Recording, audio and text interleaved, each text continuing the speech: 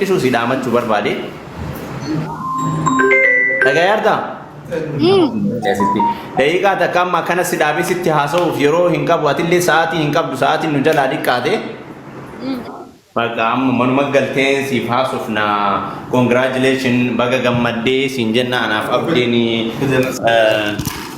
amma waan hafe baga gammaddee weeraadha.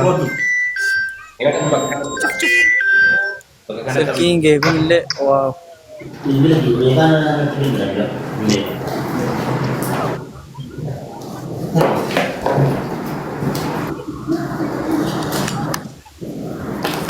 Lubuye congratulations. Wow. Congratulations dijala. Kun hunni qabatu dide. Inde. Qabatu dide. Keke furra qaba kun.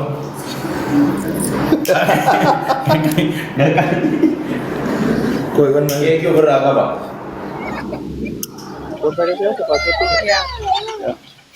Tawazagabin. Waraqaan kun hin jiran.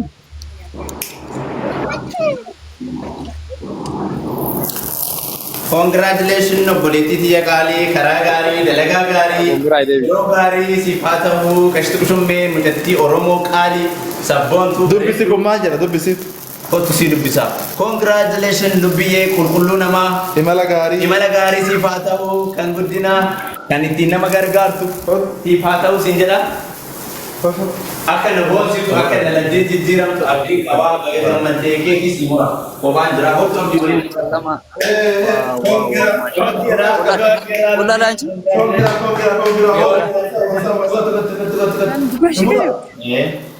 Kuni kan guddinaati kan jijjiiramaa kan nama kaameramaan irra fataa qabashi seeraan ergaa dabarfadhu abdii atillee waan dabarfattu jiraatte mucayyoo sun mucayyoo fakkeenya nama baay'ee taatu sii galee hinaaftuun isii mataa gadaa qabattu nama jijjiiramaa nama of jijjiiree maatii of jijjiiree fakkeenya shamara baay'ee akka taatu abdiin si qaba jabaadhu obboleettiitti kan bira deemaartus jabeessii dalagaa kan keetis fookasii itti godhii siin jedhaa dhaamsi obbolummaa si dhaamu warroota na bira dhaabattanii ishee irratti na gargaaraa turtan waan tokko baay'een keessan asumaan galatoomaa isiniin jechuu barbaada itti aansee immoo walumaa qabaadhaan wan isinii dhaamuu barbaadu just nama tokkoof yoo wanta wahii gochuu yookaaniif yaada akkas qabaatan namaaf jecha osoo hin taane rabbiif jecha wal haa gargaarru wal bira haa dhaabannu wal haa guddisnu mucayyoon tun immoo fakkeenya moodeelaa fakkeenya shamara baay'ee akka taatu abdiin qabaa wal jajjabeessuu amala haa godhannu siin jedha